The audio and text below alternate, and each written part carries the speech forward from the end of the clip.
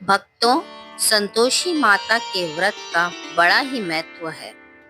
इस व्रत से घर में शांति, सुख संपत्ति, संतान सुख और मनोकामना पूर्ण होती है। कथा में वर्णन है कि जो भी भक्त श्रद्धा से 16 शुक्रवार का व्रत रखता है, माँ उसकी सभी इच्छाएं पूरी करती है। व्रत में एक नियम है कि खट्टी चीज जैसे दही, इमली, नींबू खाने की मनाही होती है। व्रत सिर्फ शुक्रवार को किया जाता है। सुबह स्नान करके शुद्ध होकर संतोषी माता की पूजा करें। आइए भक्तों, अब जानते हैं पूजा करने की सामग्री। छोटा कलश या लोटा जल से भरा, माता की तस्वीर या प्रतिमा, गुड़ और चना, धूप, दीपक, फूल, रोली, चावल, नारियल। अब जानते हैं पूजा की विधि। माता की मूर्ति या फोटो के सामने पानी से भरा कलश रखें। माता को तिलक, फूल और दिया जलाकर अर्पण करें। गुड़ चने का प्रसाद बनाकर माता को चढ़ाएं। संतोषी माता की कथा श्रद्धा से सुनिए या पढ़िए। व्रत पूरा होने पर गरीब या बच्चों को खिलाएं और प्रसाद बांटकर खुद भी खाएं। आइए भक्तों, अब सुनते हैं संतोषी माता व्रत कथा। एक गांव में एक बुढ़िया रहती थी जिसके 7 बेटे थे। 6 बेटे कमाने वाले थे और एक बेटा निकम्मा था। बुढ़िया माँ 6 पुत्रों का जूठा 7वें पुत्र को देती। 7वां पुत्र एक दिन अपनी पत्नी से बोला, देखो मेरी माँ का मुझ पर कितना प्रेम है। वह बोली, क्यों नहीं, सबका जूठा बचा हुआ तुमको खिलाती है। वह बोला, जब तक आंखों से देख न लूं तब तक नहीं मान पाऊंगा। पत्नी ने हंस कर कहा, देख लो तब तो मानोगे। कुछ दिन बाद एक बड़ा त्योहार आया। घर में 7 प्रकार के भोजन और चूरमा के लड्डू बने। वह पत्नी की बात को जांचने के लिए सर दर्द का बहाना बनाकर पतला कपड़ा सिर पर ओढ़कर रसोई में जाकर सो गया और कपड़े में से देखता रहा। 6 भाई भोजन करने आए। उसने देखा माँ ने उनके लिए सुंदर सुंदर आसन बिछाए, 7 प्रकार की रसोई परोसी और आग्रह कर करके उन्हें भोजन कराती रही। वह देखता रहा। 6 भाई भोजन करके उठ गए। तब माँ ने उनकी थालियों में से लड्डुओं के टुकड़ों को उठाया और एक लड्डू बनाया। जूठन साफ कर माँ ने उसे पुकारा, उठ बेटा उठ, तेरे भाइयों ने भोजन कर लिया, तू भी उठकर भोजन कर ले। उसने कहा, माँ मुझे भोजन नहीं करना, मैं परदेश जा रहा हूँ। माँ ने कहा, कल जाना है तो आज ही चला जा। वह बोला, हाँ हाँ जा रहा हूँ। यह कहकर वह घर से निकल गया। चलते समय उसे पत्नी की याद आई। वह गौशाला में कंडे थाप रही थी। वहां जाकर बोला, मेरे पास तो कुछ नहीं है, यह अंगूठी है, सो ले लो और अपनी कोई निशानी मुझे दे दो। वह बोली, मेरे पास क्या है, ये गोबर भरा हाथ है। यह कहकर पत्नी ने उसकी पीठ पर गोबर के हाथ की थाप मार दी। वह चल दिया। चलते चलते दूर देश में पहुंचा। वहां एक साहूकार की दुकान थी। वहां जाकर बोला, सेठ जी मुझे नौकरी पे रख लो। साहूकार को नौकर की सख्त जरूरत थी। साहूकार ने कहा, काम देकर तनख्वाह मिलेगी।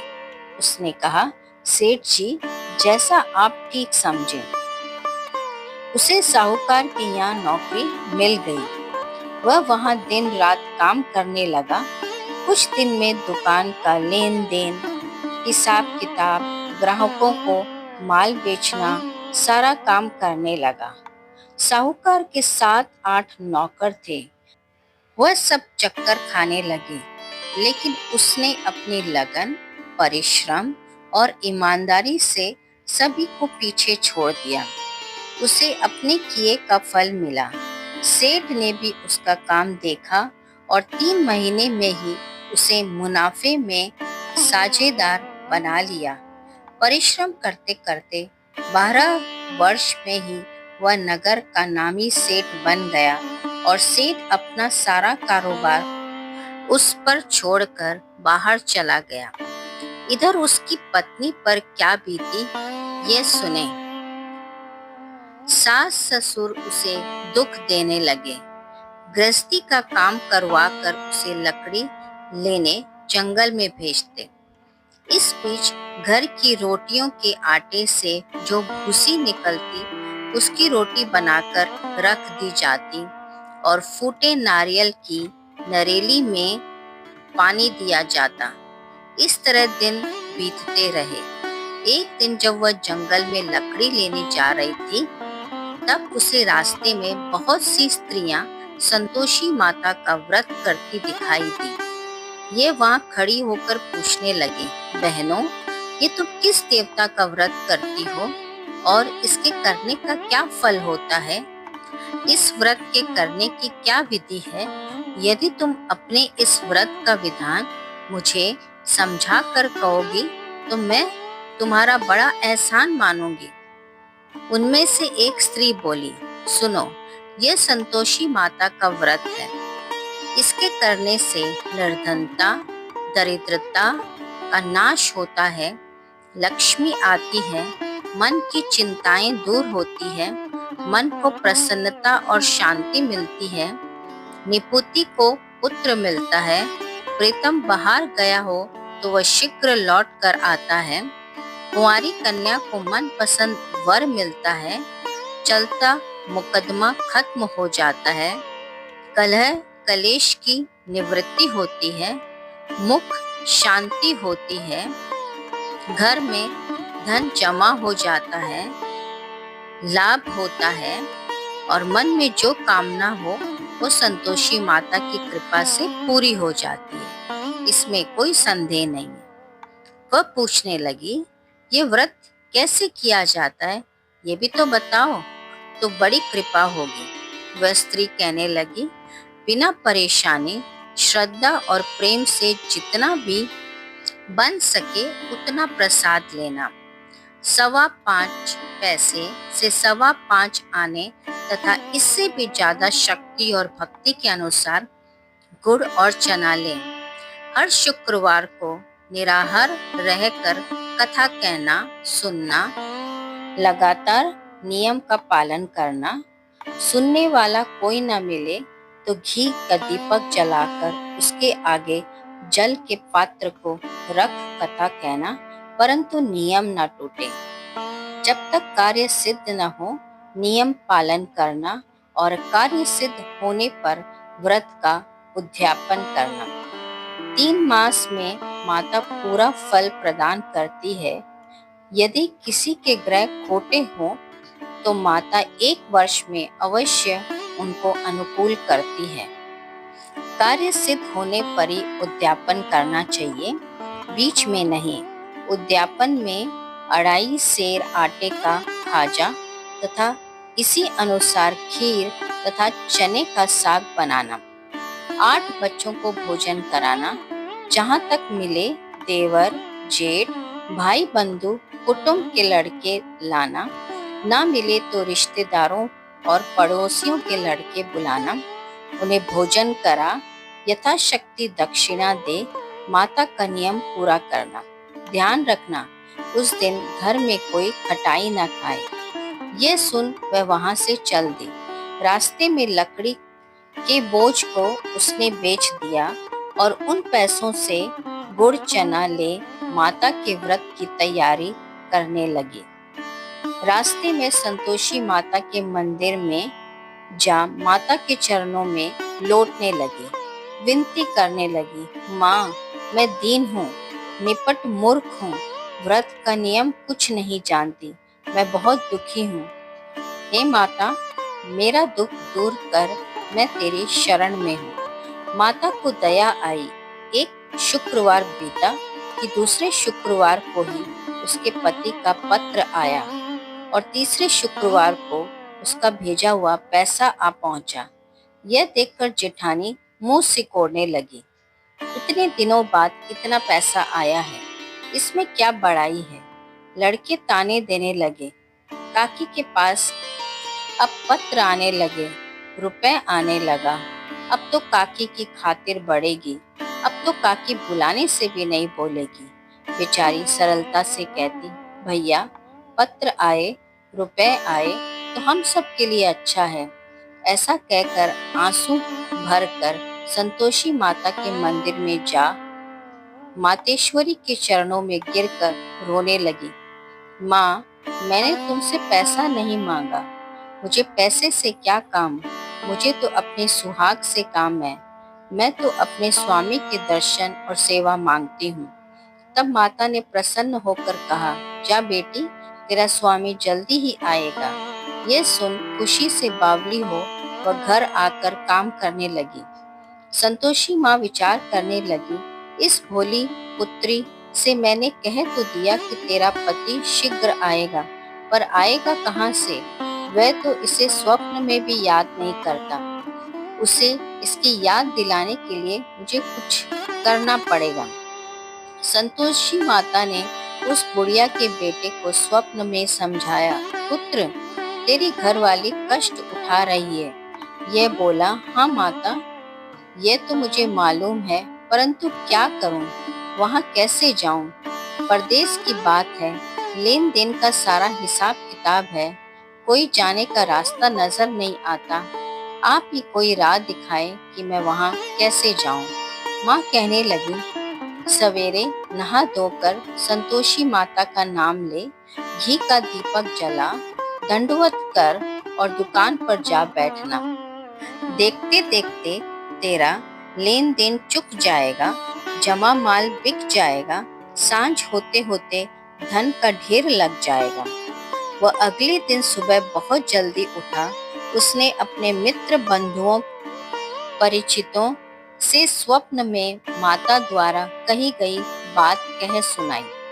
वह सब उसकी बात सुनकर उसकी खिल्ली उड़ाने लगे।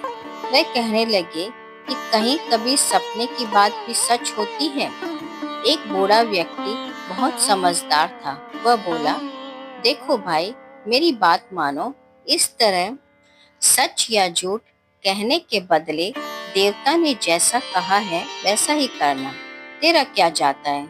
बूढ़े की बात मानकर नहा धोकर उसने संतोषी माता को प्रणाम किया, फिर दीपक जलाकर दुकान पर जा बैठा। शाम तक धन का ढेर लग गया। वह हैरान हुआ, मन में संतोषी माता का नाम ले प्रसन्न हो घर जाने के वास्ते गहना, कपड़ा व सामान खरीदने लगा। सब काम से निपट जाने पर घर को रवाना हुआ। उधर उसकी पत्नी जंगल में लकड़ी लेने गई। लौटते वक्त थक जाने के कारण संतोषी माता के मंदिर पर विश्राम करने बैठ गई। ये तो उसका रोज रुकने का स्थान था। धूल उड़ती देखकर उसने माता से पूछा, हे माता, ये धूल कैसे उड़ रही है? माँ ने कहा, हे पुत्री, तेरा पति आ रहा है। अब तू ऐसा कर, लकड़ियों के 3 बोझ बना, एक नदी के किनारे रख, दूसरे मेरे मंदिर पर और तीसरा अपने सिर पर रख।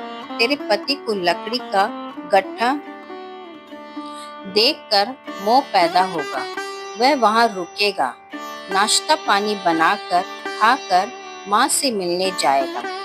तो लकड़ी का बोझा उठाकर जाना और बीच चौक में गड्ढा डालकर 3 आवाज जोर से लगाना, लो सासू जी, लकड़ियों का गट्ठा लो, भूसी की रोटी दो, नारियल के खपरे में पानी दो, आज कौन सा मेहमान आया है। संतोषी माता की बात सुनकर बहू ने कहा, माँ, ऐसा ही करूंगी।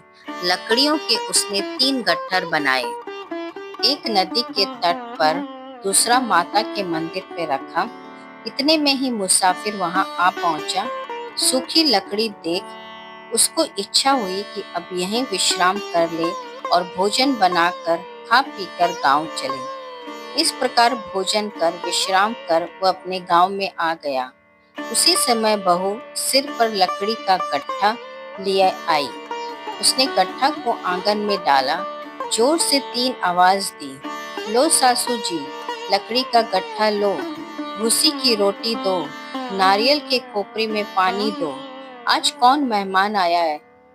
ये सुनकर सास ने अपने दिए हुए कष्टों को भुलाने के लिए कहा, बहू तू ऐसा क्यों कहती है, तेरा मालिक ही तो आया है, बैठ, मीठा भात खाकर कपड़े गहने पहन ले। पत्नी की आवाज सुनकर उसका स्वामी बाहर आया और उसके हाथ में पहनी अंगूठी देख व्याकुल हो गया। उसने माँ से पूछा, माँ ये कौन है। माँ बोली, बेटा तेरी पत्नी है, आज 12 वर्ष हो गए, जब से तू गया है तब से सारे गांव में जानवर की तरह भटकती फिरती है, काम काज कुछ करती नहीं, 4 समय आकर खा जाती है। अब मुझे देखकर भूसी की रोटी और नारियल के खपरे में पानी मांगती है। वह बोला, माँ मैंने इसे भी देखा है और तुम्हें भी, मुझे दूसरे घर की चाबी दो, मैं उसी में रहूंगा। ठीक है बेटा, जैसी तेरी मर्जी, कहकर माँ ने चाबी का गुच्छा बेटे के सामने रख दिया। उसने दूसरे घर को खोलकर सारा सामान जमाया। एक ही दिन में वहां राजा के महल जैसा ठाट बाट बन गया। अब क्या था, वह सुख भोगने लगी। अगला शुक्रवार उसने पति से कहा, मुझे संतोषी माता का उद्यापन करना है। पति बोला, बहुत अच्छा, खुशी से कर लो। वह उद्यापन की तैयारी करने लगी। जेठ के लड़कों को भोजन के लिए कहने गई। उन्होंने मंजूर किया, परंतु पीछे से जेठानी ने अपने बच्चों को सिखलाया, देखो रे, भोजन के समय सब लोग खटाई मांगना, जिससे उसका उद्यापन पूरा न हो। लड़के भोजन करने आए, खीर पेट भर कर खाई, परंतु बाद में कहने लगे, हमें कुछ खटाई खाने को दो, खीर खाना हमें भाता नहीं, देखकर अरुचि होती है। लड़के उठ खड़े हुए, बोले, पैसे लाओ। भोली बहू कुछ जानती न थी, उसने पैसे दे दिए। लड़कों ने बाजार जाकर उन पैसों से इमली खरीदी और खाई। ये देखकर बहू पर माताजी ने कोप किया। राजा के दूत उसके पति को पकड़कर ले गए। अब सब मालूम हो जाएगा, अब जेल की रोटी खाएगा। बहू से ये वचन सहन नहीं हुए। वह संतोषी माता के मंदिर में गई और कहने लगी, माता तुमने ये क्या किया। हंसाकर क्यों रुलाने लगी। माता बोली, पुत्री तूने मेरा व्रत भंग किया है, इतनी जल्दी सब बातें भुला दी। वह बोली, माता भूली तो नहीं हूँ, न कुछ अपराध किया, मुझे तो लड़कों ने भूल डाल दिया, मुझे क्षमा करो माँ। माँ बोली, ऐसी भूल भी कहीं होती है। यह बोली, अब कोई भूल नहीं होगी, अब बताओ मेरे पति कैसे आएंगे। माँ बोली, पुत्री जा, तेरा पति तुझे रास्ते में ही मिल जाएगा। वह मंदिर से निकलकर बाहर आई तो रास्ते में उसे अपना पति आता हुआ मिला। उसने पूछा, कहाँ गए थे। वह बोला, इतना धन जो कमाया है उसका कर राजा ने मांगा था, वह भरने गया था। वह प्रसन्न होकर बोली, भला हुआ, अब घर चलो। फिर अगला शुक्रवार आया। वह बोली, मुझे माता का उद्यापन करना है। पति ने कहा, ठीक है करो। फिर वह जेठ के लड़कों से भोजन करने को कहने गई। जेठानी ने लड़कों को सिखा दिया कि तुम पहले ही खटाई मांगना। लड़के भोजन करने बैठे, लेकिन भोजन करने से पहले ही कहने लगे, हमें खीर पूरी नहीं भाती, जी बिगड़ता है, कुछ खटाई खाने को दो। वह बोली, खटाई खाने को नहीं मिलेगी, खाना है तो खाओ। वह उठकर चले जाने लगे तो उसने ब्राह्मण के लड़के को बुलाकर भोजन करवाया, दक्षिणा भी दी, एक एक फल भी दिया। इससे संतोषी माता प्रसन्न हो गई। माता की कृपा से 9 माह बाद उसको चंद्रमा के समान एक सुंदर पुत्र प्राप्त हुआ। पुत्र को लेकर वह प्रतिदिन संतोषी माता के मंदिर में जाने लगी। माँ ने सोचा कि ये रोज आती है, आज क्यों न मैं इसी के घर चलूं, इसका आसरा देखूं तो सही।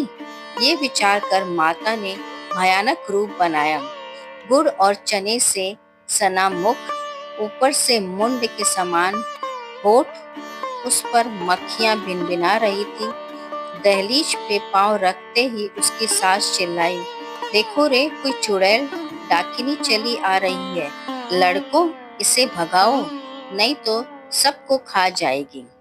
बहू रोशनदान से देख रही थी। वह प्रसन्न हो उठी, आज मेरी माता मेरे घर आई है। यह कहकर दूध पीते बच्चे को गोद से उतार दिया। इस पर उसकी सास क्रोध में आकर बोली, अरे इसे देखकर कैसे उतावली हुई है, जो बच्चे को पटक दिया। इतने में माँ के प्रताप से जहाँ देखो वहाँ लड़के ही लड़के नजर आने लगे। यह बोली, माँ जी, मैं जिनका व्रत करती हूँ यह वही संतोषी माता है। इतना कह उसने झट से घर के सारे किवाड़ खोल दिए। सबने माता के चरण पकड़ लिए और विनती कर कहने लगे, हे माता, हम मूर्ख हैं, अज्ञानी हैं, तुम्हारे व्रत की विधि हम नहीं जानते। तुम्हारा व्रत भंग कर हमने बड़ा अपराध किया। हे माता, आप हमारे अपराधों को क्षमा करो। इस प्रकार बार बार कहने पर संतोषी माता प्रसन्न हुई। इसके बाद उसकी सास कहने लगी, हे संतोषी माता, आपने बहू को जैसा फल दिया वैसा सबको देना। जो ये कथा सुने या पढ़े उसका मनोरथ पूर्ण करना। जय संतोषी माता। भक्तों, आप अपने इस चैनल को लाइक, शेयर और सब्सक्राइब करें ताकि आपको नई नई कहानियाँ और कथाएं मिलती रहे। धन्यवाद।